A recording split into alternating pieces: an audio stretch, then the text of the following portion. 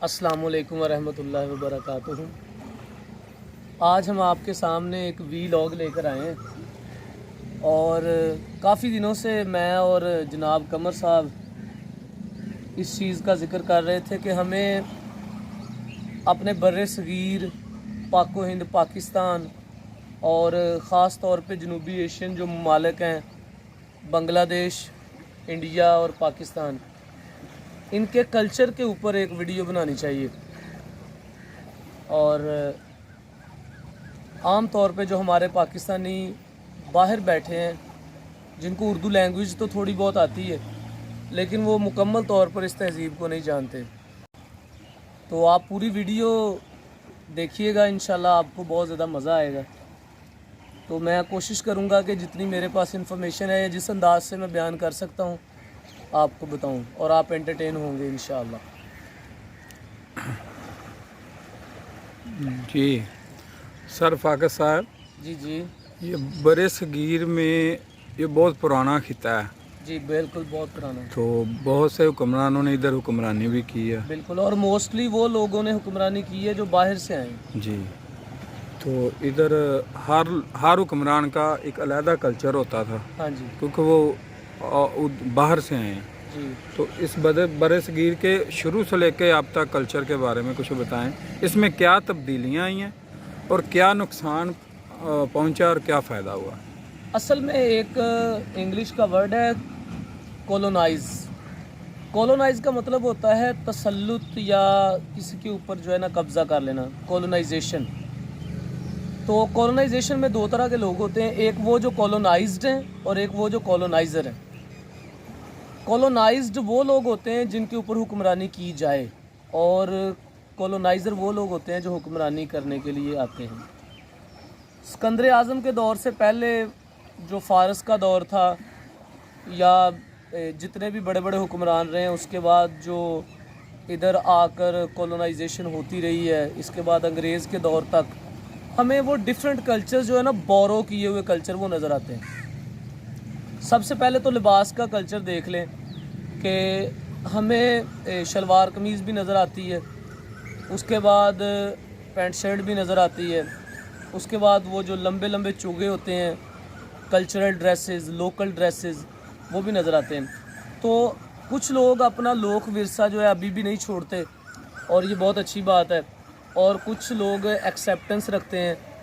कुछ लोग अपने अंदर एबॉर्गेशन का मतलब होता है डिनाई करना किसी दूसरे कल्चर को, और कुछ अप्रोप्रिएशन यानी कि दूसरे कल्चर को एक्सेप्ट करना, यानी कि मिक्स सा कल्चर है इधर बर्रे सगीर में। और अगर आप देखें तो आपको पूरा बर्रे सगीर या पाकिस्तान या फिर इंडिया वो आपको एक ऐसे नज़र नहीं आएगा कि जिसकी तहज़ीब सेम हो। इसकी तहज़ीब में बहुत ज़्यादा हमें फ़र्क नज़र आता है। तो ये आप कह लें कि डायनामिक एक कल्चर है, आप इसको स्टैटिक कल्चर या फिर ऐसा फ्लैट कल्चर नहीं कह सकते। This is a round culture which is changing itself by time and space, and also there is all very important thing that the colonizers put their culture on the people living out there, like language and dresses. As we are wearing just like an western or American dress, it is behind the cultural, you can say, mimicry or cultural hybridity among us.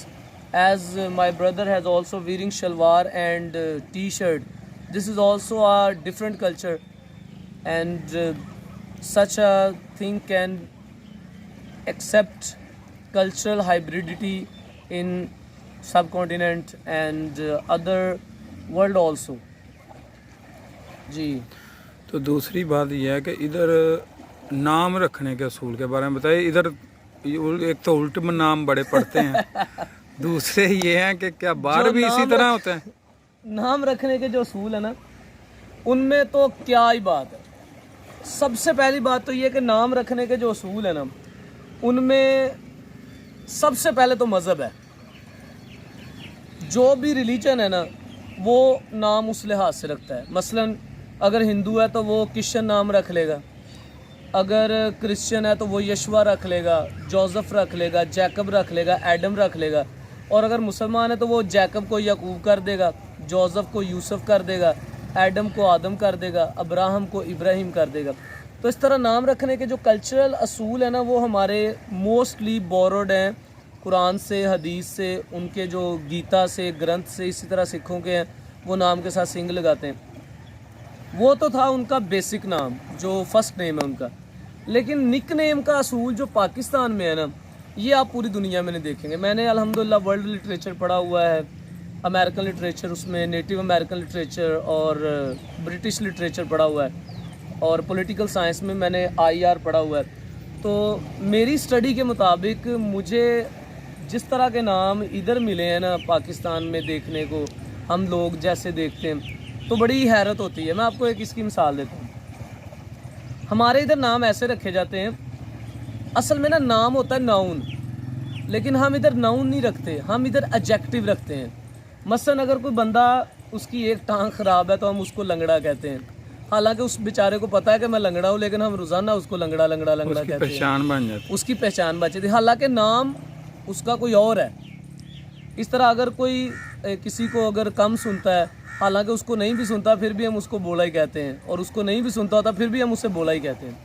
اسی طرح اگر کوئی کالا ہے تو ہم اس کو کالا، جو گورا زیادہ اس کو ہم بگا، ٹھیک ہے، اور جس کے بال کم ہے اس کو گنجا. تو اس طرح ہم نے ایون دین کے کچھ لوگوں کے نام لمبے منہ والا، بڑے دندا والا، الگ ہی پہچان دے دیتے ہیں. مطلب کہ ہماری پہچان نام کی نہیں بلکہ وہ فگر کے اندر جو ایڈجیکٹو ہے نا، جو اس کا اسم صفت ہے، ہم اس کے ذریعے اس کے نام رکھتے ہیں. اور یہ بہت غلط پریکٹس ہے، ایسا بالکل نہیں ہونا چاہیے. چیزوں کی پہچان ان کے نام سے ہونی چاہیے. ہر صفت اللہ تعالیٰ نے انسان میں، چھوٹے قد والے کو ہم ٹڈا کہہ دیتے ہیں، بڑے قد والے کو لمو کہہ دیتے ہیں. تو اس طرح کی جو نومن کلیچر ہے نا یہ غلط ہے. ویسے ہماری تہذیب کے اندر جو نام ہے ماشاءاللہ وہ سارے مذہب سے ماخوذ ہیں. ہر بندہ اپنے مذہب کو فالو کر کے نام رکھتا ہے، اور مذہبی پیشواؤں کے نام رکھتا ہے، صحابہ کرام کے نام سے ماخوذ کر کے. یہ بڑی اچھی بات ہے. ایون ان کے اللہ کے ناموں سے ماخوذ کر کے ساتھ عبد لگایا جاتا ہے، عبد الصمد، اسی طرح عبد الواحد، عبداللہ، عبد الرحمن. یہ بڑے اچھے نام ہیں. لیکن ہم نے کیا کرنا ہوتا ہے، پہلے بندے کا نام رکھتے ہیں، خود ماں باپ بڑا اچھا نام رکھتے ہیں. مثلا کسی کا نام رحمان رکھیں گے، اس کے بعد اس کو رامو کہنا شروع کر دیں گے. بڑے پیار سے اس کا نام ابراہیم رکھیں گے، اس کے بعد اس کو ابرا کہنا شروع کر دیں گے. بڑے پیار سے اس کا نام یوسف رکھیں گے، اس کے بعد اس کو یوسبا، اس طرح کے نام رکھنا شروع کر دیں گے. تو یہ کوئی اچھا مطلب کہ پریکٹس نہیں ہے. لیکن this is a practice and I have to only discuss. تو تیسرا پوائنٹ یہ ہے کہ زبان دنیا میں ہر علاقے کی اپنی ہوتی ہے، ایک مقام رکھتی ہے. ہاں جی. تو بر صغیر میں بھی بہت زیادہ زبانیں بولی جاتی ہیں. ادھر اردو نے جو مقام کھویا انگلش آنے کی وجہ سے، جی جی، اس کا بر صغیر پہ جو نقصان ہوا اس کے بارے میں کچھ بتائیں. اصل میں چلیں اپنا اپنا پوائنٹ آف ویو ہے. نقصان فائدہ ایک الگ چیز ہے. میرے حساب سے جو لینگویج ہے نا، میں آپ کو ایک چھوٹا سا اس کا پہلے بتاتا ہوں کہ ایگزامپل دیتا ہوں. جو زبان ہوتی ہے نا بھائی، کہا جاتا ہے کہ اگر آپ دو ایسے بندوں کو ایک جگہ پر بٹھا دیں جن کی زبان علیحدہ علیحدہ ہے، جو ایک دوسرے کی زبان نہیں جانتے، اور آپ ان کو ایک جگہ پر بٹھا دیں تو یقیناً 2-4 مہینے بعد آپ کو ایک نئی زبان ملے گی. مثلاً آپ اگر یہ زبانوں کا مکسچر دیکھتے ہیں نا، اردو ایک لشکری زبان ہے بالکل انگلش کی طرح. انگلش بھی کوئی زبان نہیں ہے جس کی بیسس زبان کی طرح. یہ اینگلو سیکسنز کی لینگویج، بروٹس اور جو ہے نا اینگلز کے دو لوگوں نے ملا کر جو ہے نا اس کو اولڈ انگلش سے پھر نیو انگلش، یہ تو تقریباً 16 سینچری میں نا اس کی ڈکشنری تیار ہوئی ہے. اس سے پہلے تو انگلش کے ورڈ ہی نہیں تھے. تو یہ ساری رومن سے ماخوذ ہے، لیٹن سے ماخوذ ہے، فرینچ سے ماخوذ ہے، گریک سے ماخوذ ہے، اور ایون دین کے جو عربی اور اسپینش وغیرہ ان سے ماخوذ ہے. انگلش بھی بالکل اسی طرح جیسے اردو ہے. اردو بھی لشکری زبان ہے. میں آپ کو تھوڑی سی مثال دیتا ہوں. اصل میں ہر بندے نے چیزوں کو نا اپنے لحاظ سے بیان کرنا ہوتا ہے. جیسے ایک ہریانوی بولے تو ہم کہیں گے کہ وہ کہتے ہیں منے کدھر گیا سہ، کہ میں کدھر گیا ہوں. اور اسی طرح اردو بولے تو میں کدھر گیا ہوں. پنجابی میں کتھے ہاں، تو کتھے ہاں. اور اسی طرح دوسری جو لینگویج ہے، ٹھیک ہے، عربی ہے. یہ دراصل رسم و خط ہے اردو کا. سندھی، بلوچی، پٹھان، یہ علاقائی زبانیں ہیں. لیکن اردو کی پروموشن بہت ضروری ہے میرے خیال سے، کیونکہ یہ ہماری قومی زبان ہے. یہ نیشن، کسی بھی قوم کی جو پہچان ہوتی ہے نا وہ اس کی لینگویج ہوتی ہے. کلچر کا آپ کا جو میجر پارٹیکل ہے نا, جو آپ کے کلچر کا میجر پارٹ ہے وہ آپ کی لینگویج ہے. تو آپ کو اردو کی پروموشن کرنی چاہیے. جیسے چائنیز آج کل جتنی بھی ویب سائٹس بنا رہے ہیں ساری چائنیز لینگویج میں, جو انڈین بنا رہے ہیں یہ بھی ان کی ہندی زبان میں. آپ اکثر یوٹیوب دیکھیں تو انہوں نے سارا کچھ جو ہے نا ہندی ورڈنگ میں کیا ہوتا ہے, اور عربی بھی کسی حد تک اس چیز کو فالو کر رہے ہیں. تو ہمیں بھی چاہیے کہ ہم بھی نا اپنی اردو لینگویج کو پروموٹ کریں. کسی دوسرے ملک کی لینگویج کو ایز اے سیکنڈ لینگویج آپ سیکھیں, کیونکہ نالج ہوتا ہے, لینگویج کوئی بھی ہے وہ نالج ہے. ویسے بھی انگلش انٹرنیشنل لینگویج آپ کو سیکھنی پڑے گی, لیکن اگر آپ اس کو اس طرح ایکسیپٹ کرتے ہیں کہ جی یہ ہمارے ماں باپ دادا بولیں گے تو پھر ہمیں کوئی عزت دے گا, یہ غلط ہے. یہ میرے خیال سے احساس کم تری ہے کہ آپ احساس کم تری کا شکار ہو جائیں کسی کو انگلش بولتا دیکھ کر, کہیں کہ یار یہ تو بڑی اچھی انگلش بول رہا ہے مجھے نہیں آتی. تو یہ احساس کم تری ہے. اکثر ایکسنٹ کی جسے آتی ہے وہ کامیاب سمجھا جاتا ہے. نہیں یہ غلط ہے. لوگ سمجھتے ہیں یہ ایک لینگویج ہے انگریزوں کے. وہ کہتے ہیں نا کتے کو بھی انگلش آتی ہے. ان کا چھوٹا سا بچہ جس نے نرسری پریپ بھی نہیں پڑھا اس کو بھی انگلش آتی ہے. اس کو کہیں آپ اردو بول کے دکھائیں ہیں ذرا, اس کو کہیں پنجابی بول کے دکھائیں. اب اس کو پنجابی اردو نہیں آتی تو اس کا مطلب یہ نہیں وہ جاہل ہے. اگر آپ کو کسی چیز کا پتہ ہی نہیں ہے, نالج ہی نہیں ہے, تو آپ جاہل کیسے ہو گئے.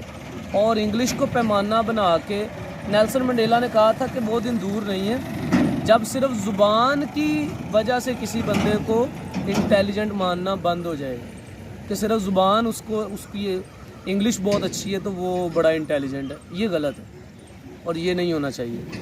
باقی میں اردو کی پروموشن کے لیے اپیل بھی کرتا ہوں سب سے کہ آپ لوگ اپنی زبان کو پروموٹ کریں. ایون آپ پنجابی کو بھی پروموٹ کریں.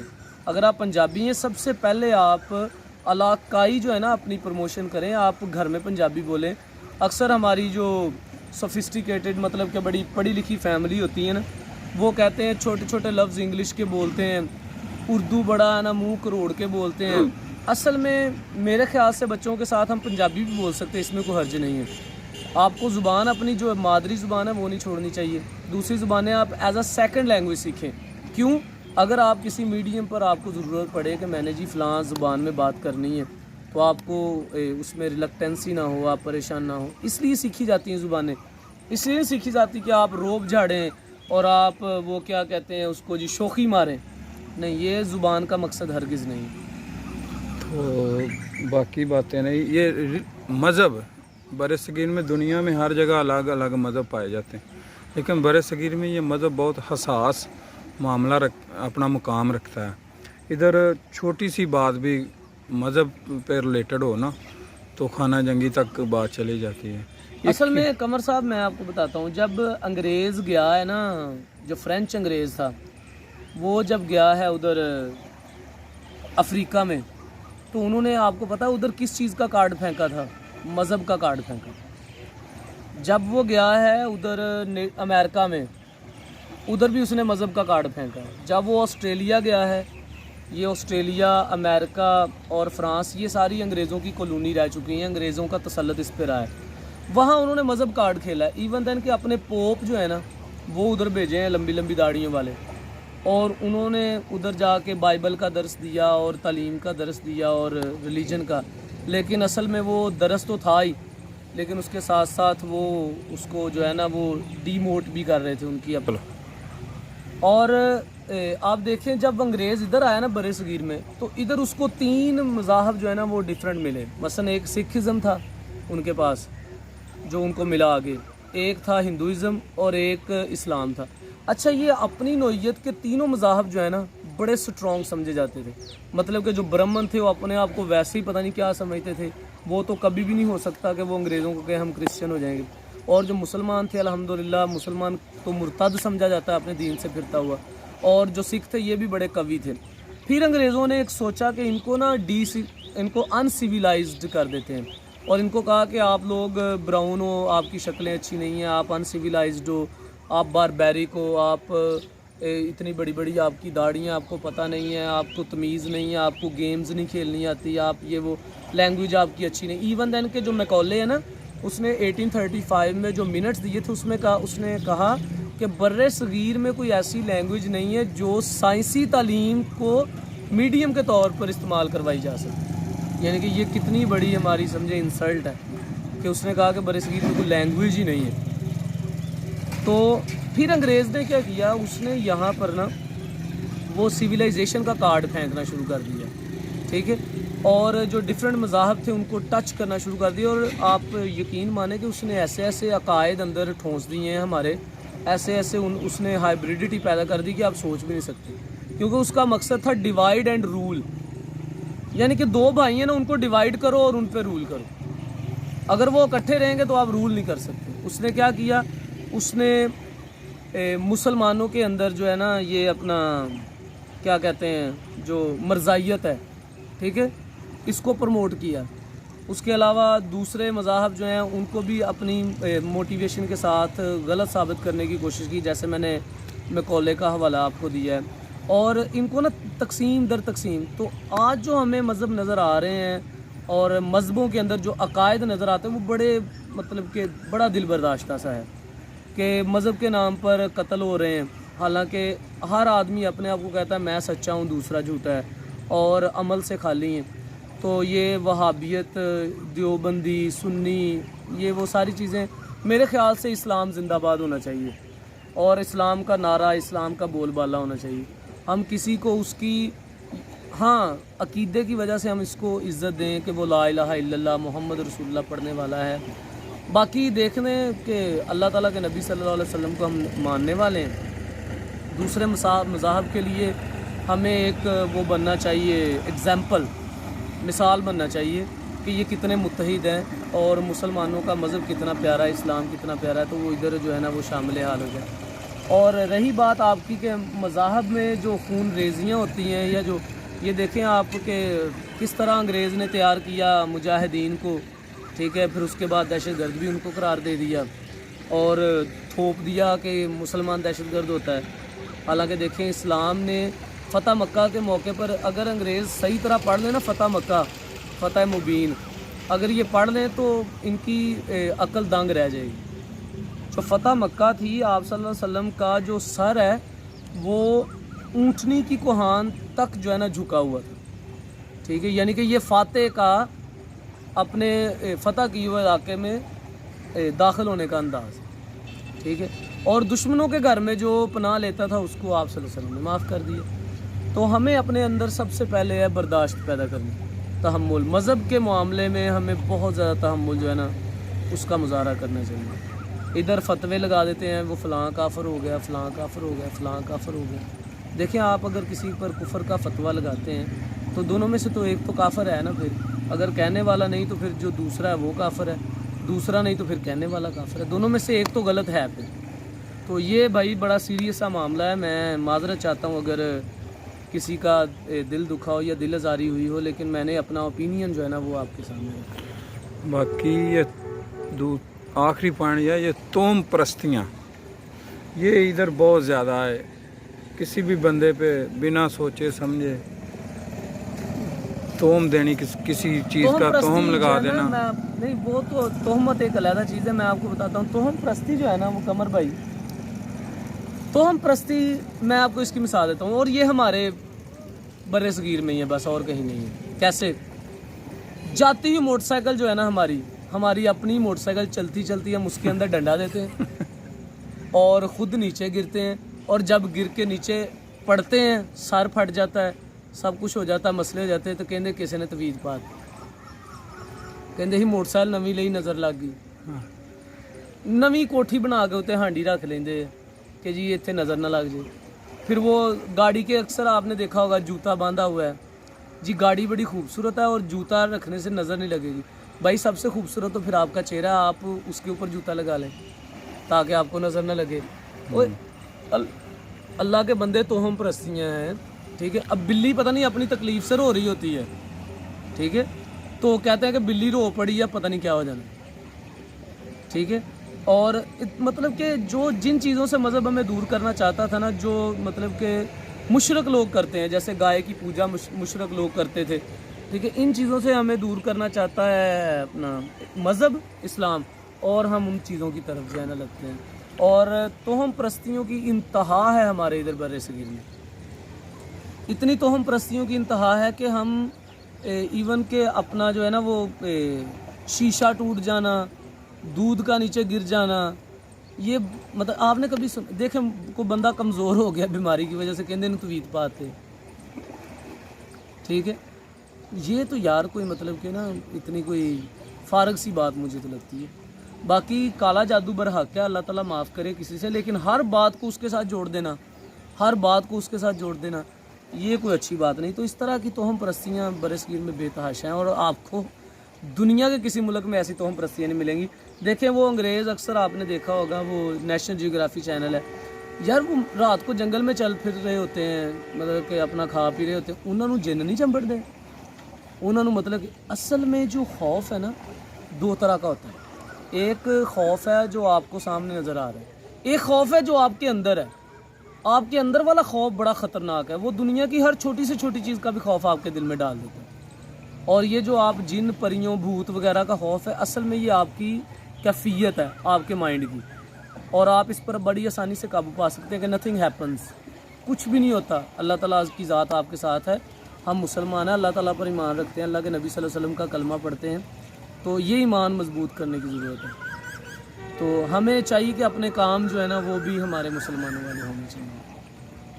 اور آج کی اس ویڈیو کا ہم ادھر اینڈ کرتے ہیں، کافی لمبی ویڈیو ہو گئی ہے، اور میں امید کرتا ہوں کہ آپ اس ویڈیو کو لائک بھی کریں گے، شیئر بھی کریں گے، اور جو لوگ اس چینل پر نئے ہیں وہ اس کو سبسکرائب کریں گے۔ اللہ حافظ۔